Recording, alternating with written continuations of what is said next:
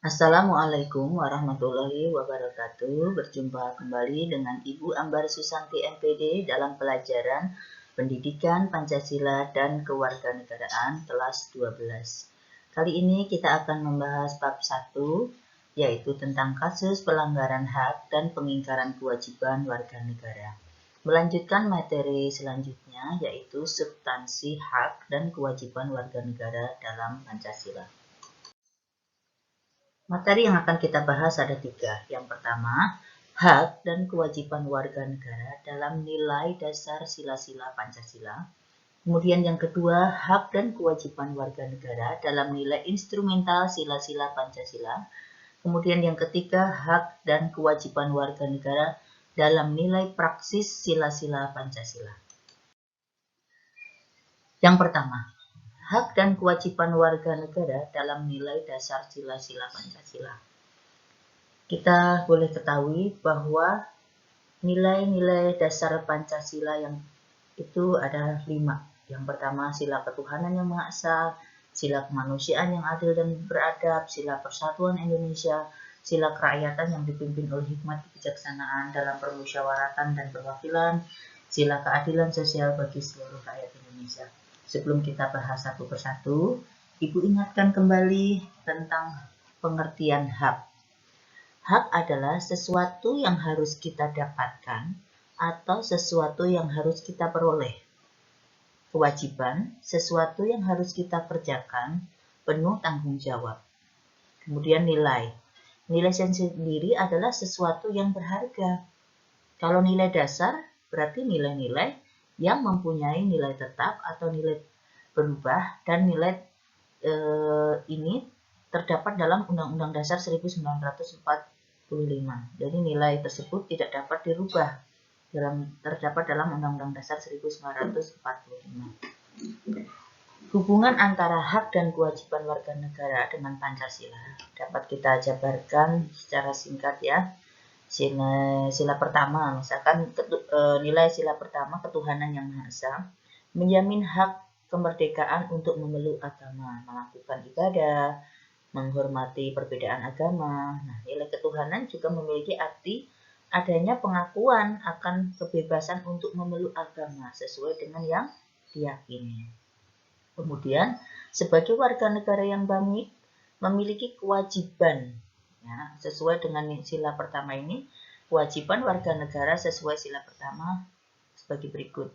Misalkan, membina kerjasama dan tolong-menolong dengan pemeluk agama lain.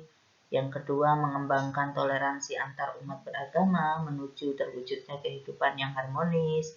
Kemudian yang ketiga, tidak memaksakan suatu agama dan kepercayaan kepada orang lain. Kemudian sila yang kedua, sila kemanusiaan yang adil dan beradab. Di dalam nilai Pancasila sila kedua ini, sila kemanusiaan yang adil dan beradab, menempatkan setiap warga negara pada kedudukan yang sama dalam hukum, serta memiliki kewajiban dan hak-hak yang sama untuk mendapatkan jaminan dan perlindungan hukum. Nilai kemanusiaan yang adil dan beradab ini mengandung arti kesadaran sikap dan perilaku sesuai dengan nilai-nilai moral dalam hidup bersama atas dasar tuntutan hati nurani yang memperlakukan manusia itu memiliki derajat yang sama. Kewajiban warga negara yang tersirat dalam sila kedua adalah sebagai berikut. Yang pertama, memperlakukan orang lain sesuai harkat dan martabatnya sebagai makhluk ciptaan Tuhan yang Maha Esa. Yang kedua, mengakui persamaan derajat, hak, dan kewajiban setiap manusia tanpa diskriminasi suku, keturunan, agama, jenis kelamin, dan sebagainya.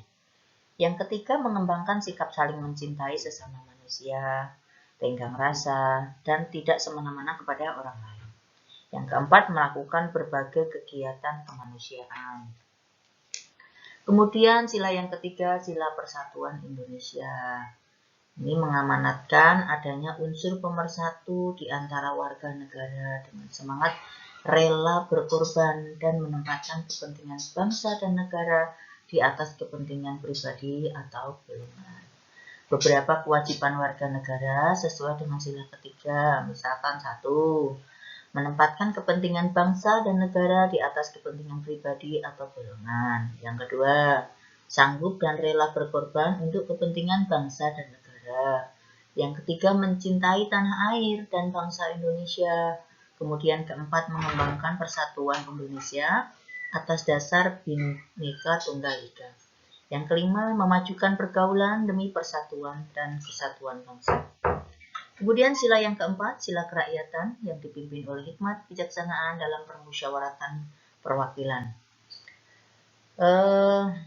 Sila keempat ini dicerminkan dalam kehidupan pemerintahan bernegara dan bermasyarakat yang demokratis, gitu ya. Kemudian nilai kerakyatan yang dipimpin oleh hikmat dalam kebijaksanaan permusyawaratan perwakilan ini mengandung makna suatu pemerintahan dari rakyat, oleh rakyat, dan untuk rakyat dengan cara musyawarah untuk mufakat melalui lembaga-lembaga perwakilan rakyat.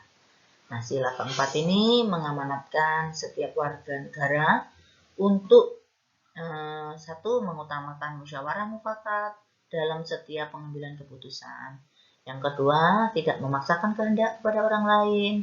Kemudian yang ketiga, memberikan kepercayaan kepada wakil-wakil rakyat yang telah dipilih untuk melaksanakan musyawarah dan menjalankan tugas dengan sebaik-baiknya. Kemudian sila kelima, sila keadilan sosial bagi seluruh rakyat Indonesia. Ini mengakui hak milik perorangan dan dilindungi pemanfaatannya oleh negara, serta memberi kesempatan sebesar-besarnya pada masyarakat.